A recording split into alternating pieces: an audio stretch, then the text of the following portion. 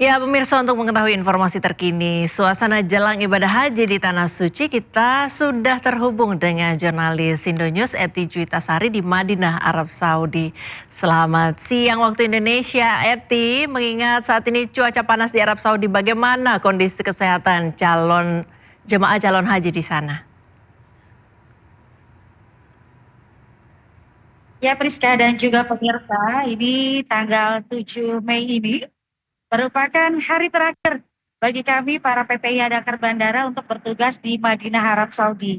Setelah kemarin kedatangan dari BTH atau embarkasi BTH dengan kloter 14, ini sudah tiba di Bandara Amir Muhammad bin Abdul Aziz pada pukul 2.30 waktu Arab Saudi, maka menandai berakhirnya kloter-kloter sebanyak 267 kloter ini sudah tiba di Bandara Madinah, Arab Saudi. Kami petugas PPIH Dakar Bandara selanjutnya bersiap-siap seperti yang terlihat di belakang Priska dan pemirsa, ini sudah ada bus-bus untuk bersiap menuju ke Jeddah, Arab Saudi, karena kita akan menyambut datangnya jemaah haji gelombang kedua yang akan tiba di Bandara Jeddah atau King Abdul Aziz Jeddah, Arab Saudi.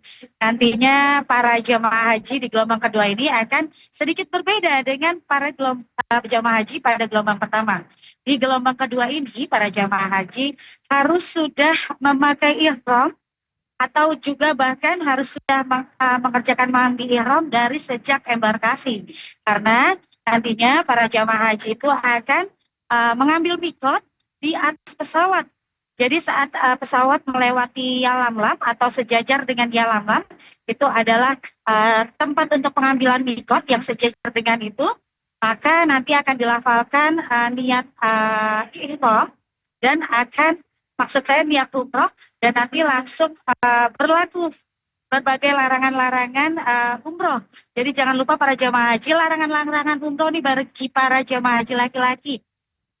Seperti tidak boleh memakai penutup kepala, topi, sorban maupun peci sudah tidak boleh. Lalu juga tidak boleh memakai penutup atau alas kaki, tidak boleh memakai alas kaki yang menutupi mata kaki. Sedangkan untuk jamaah haji wanita itu tidak boleh menutup mukanya dengan cadar atau masker dan menutup telapak tangan. Jadi diingatkan bagi para jamaah haji gelombang kedua khususnya yang tiba di Bandara King Abdul Aziz Jeddah, Arab Saudi untuk mengingat larangan-larangan, dan para jamaah haji juga bisa saling mengingatkan antara satu dan yang lainnya agar ibadah umroh wajib maupun ibadah haji kita ini dapat berlangsung dengan baik dan sesuai syariat Islam. Kembali ke rekan Priska. Ya, terima kasih rekan Eti Juitasari melaporkan langsung dari Tanah Suci. Selamat bertugas kembali dan semoga sehat selalu mendampingi tamu-tamu Allah di sana.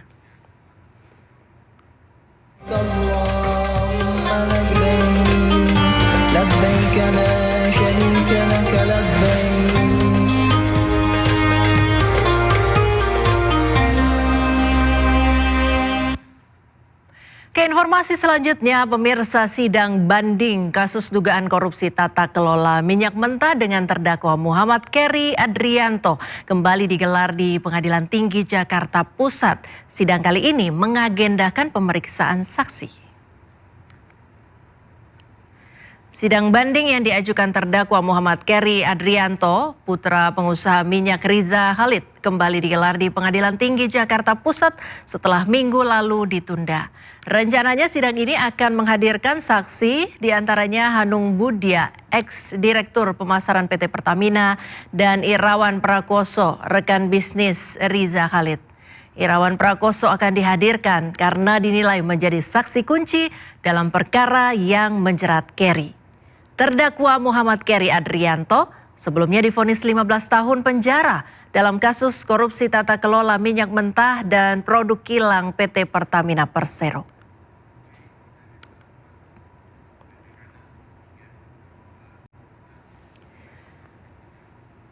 Tuduhan markup anggaran sepatu dari Rp170.000 menjadi Rp700.000 per pasang untuk murid sekolah rakyat dibantah oleh Menteri Sosial Saifullah Yusuf.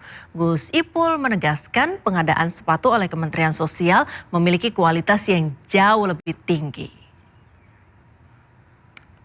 Menteri Sosial Saifullah Yusuf atau Gus Ipul membantah melakukan markup anggaran pengadaan sepatu yang disebut-sebut dari Rp170.000 menjadi Rp700.000 per pasang untuk siswa sekolah rakyat. Menurut Gus Ipul, kualitas sepatu yang diberikan Kementerian Sosial jauh lebih baik dibandingkan dengan yang diberikan Gubernur Jawa Timur Khofifah Indar Parawansa kepada 10 siswa sekolah rakyat di Malang. Dengan anggaran Rp275 miliar, ada lebih dari 39.000 siswa akan mendapatkan beberapa pasang sepatu seperti sepatu PDH, sepatu olahraga, dan sepatu harian. Gus Ipul meminta masyarakat tidak mudah beropini dan tidak termakan isu hoax yang beredar di media sosial. Ada di medsos itu foto yang saya memberikan sepatu bersama Ibu Khofifah. Itu sepatu yang diberikan oleh Ibu Khofifah, bukan oleh Kementerian Sosial. Iya, beda jauh. Oh, bukan standar dari sekolah rakyat, itu pemberian khusus dari Gubernur Jawa Timur. Jadi itu pemberian khusus dari Gubernur Jawa Timur untuk siswa ke sekolah rakyat pada saat kami ada acara di Malang kalau nggak salah itu, atau di mana itu. Jadi itu bukan itu yang dimaksud sepatu. Diberikan kepada siswa sekolah rakyat oleh Ibu Gubernur, bukan pengadaan dari. Komisi Percepatan Reformasi Polri KPRP tidak merekomendasikan penempatan Polri di bawah kementerian. Peran Polri akan menjadi protagonis dan demokratis dan transparan. Mahfud MD, anggota Komisi Percepatan Reformasi Polri KPRP, menekankan pergeseran paradigma Polri. Reformasi Polri bertujuan untuk menciptakan Polri sipil yang meninggalkan budaya militeristik yang tidak cocok untuk Polri. Polri akan berfokus pada pengayoman masyarakat dan bukan pertahanan negara.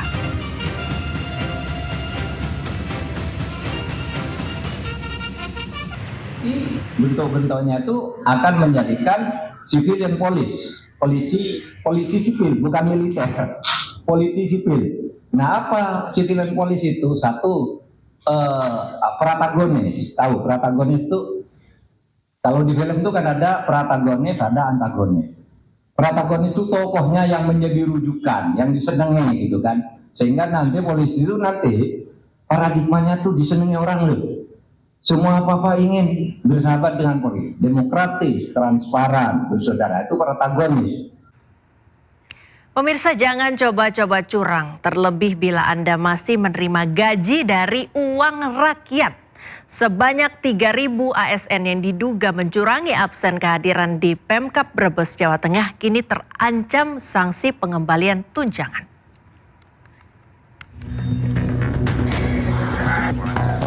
Kabupaten Brebes dihebohkan dengan ulah ribuan ASN yang diduga memanipulasi absensi kehadiran mereka.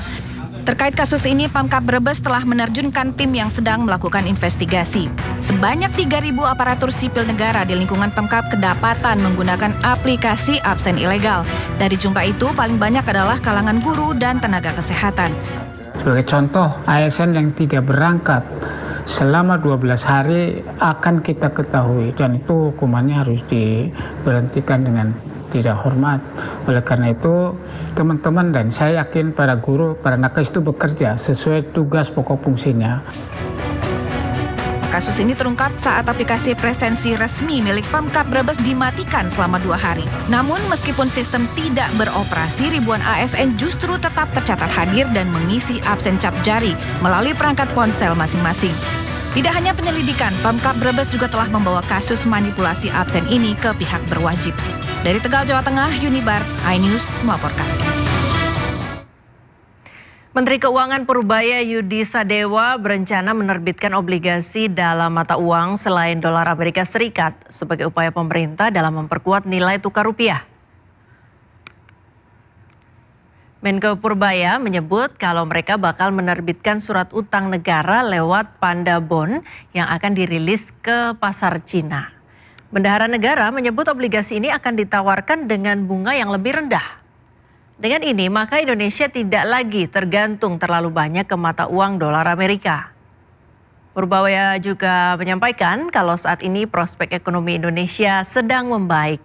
Ia meminta publik untuk tidak takut dengan gejolak ketidakpastian global yang terjadi sekarang.